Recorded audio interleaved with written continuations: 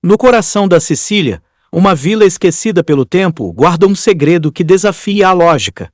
Caneto de Caronia não é apenas uma pequena vila italiana com menos de 180 habitantes.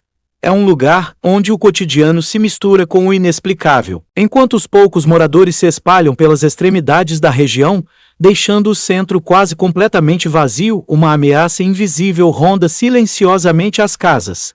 Do nada, objetos comuns entram em combustão, sem nenhuma fonte aparente. Nem mesmo os investigadores conseguiram encontrar uma explicação convincente. Seria uma anomalia científica? Uma ação sobrenatural? Ou algo ainda mais obscuro? Hoje, você vai conhecer o enigma ardente de Caneto de Caronia, o vilarejo onde o fogo surge do nada, e o medo nunca vai embora. Dezembro de 2003. Caneto de Caronia, uma vila quase esquecida no sul da Itália, estava se preparando para o Natal. Mas o que deveria ser uma época tranquila e familiar se transformaria no início de um dos maiores mistérios da história moderna. Tudo começou com um estrondo repentino.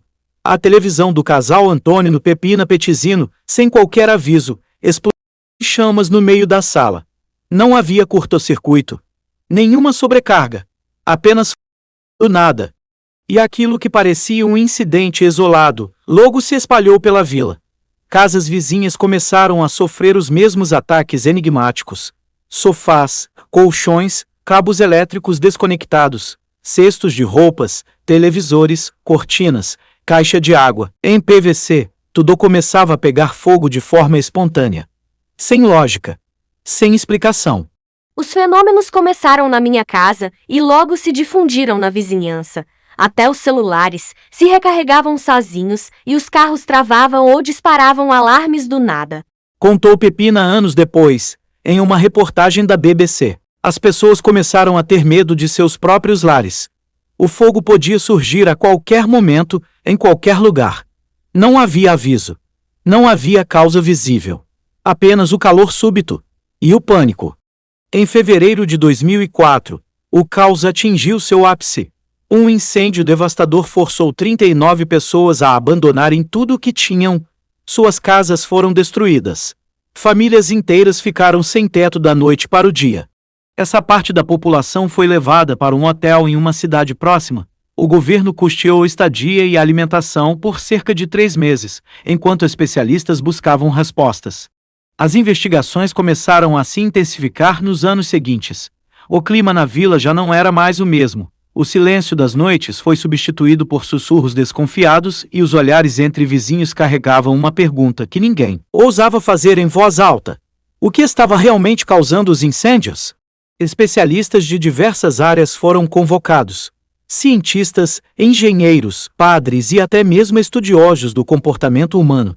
Entre as primeiras hipóteses levantadas, estava uma possibilidade que parecia saída de um filme de ficção científica: o aumento anormal do campo eletromagnético. Segundo alguns pesquisadores, anomalias geomagnéticas da Terra poderiam estar interferindo em aparelhos eletrônicos, provocando faíscas e, consequentemente, incêndios.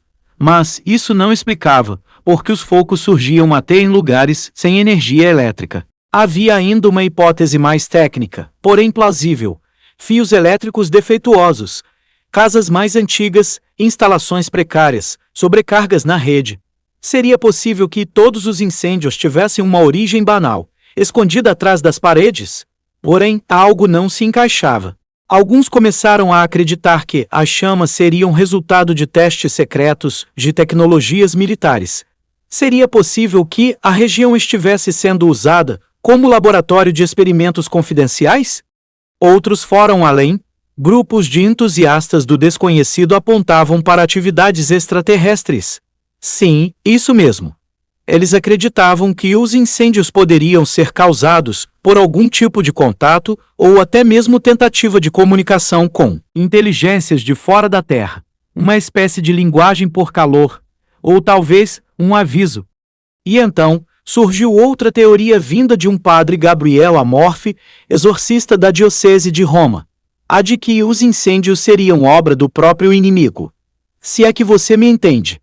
Ele diz que as pessoas estão abrindo as portas para o mal através de algum tipo de atividade.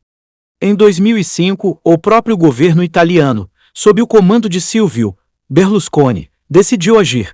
Foi criada uma comissão especial, formada por cientistas, professores universitários e técnicos altamente qualificados do Ministério das Comunicações, da Aeronáutica e até da Marinha. Gente que, até então, costumava lidar com fenômenos complexos, mas previsíveis. Só que o que encontraram em Caneto estava bem longe de ser previsível. Durante 2 anos, os melhores especialistas do país se debruçaram sobre o mistério. Testes, análises de solo, exames eletromagnéticos, medições em aparelhos, revisões na rede elétrica. Nada escapou. Nem mesmo a linha ferroviária que cruzava a região foi deixada de lado. Mas, em 2007, veio o relatório final. E o que ele dizia era tão perturbador quanto o silêncio que o cercou. O coordenador da comissão, Francesco Vonerando, fez uma declaração que sacudiu os bastidores das investigações. Caneto foi atingida por emissões eletromagnéticas de alta potência, de origem não natural, que alcançaram níveis entre 12 e 15 gigawatts. Você ouviu bem, 12 a 15 gigawatts. Para se ter uma ideia, isso é mais do que o necessário para alimentar cidades inteiras. Uma força que, teoricamente, não poderia estar ali. Não naquele vilarejo. Não naquele contexto. E mais importante ainda, todas as causas naturais ou humanas foram oficialmente descartadas.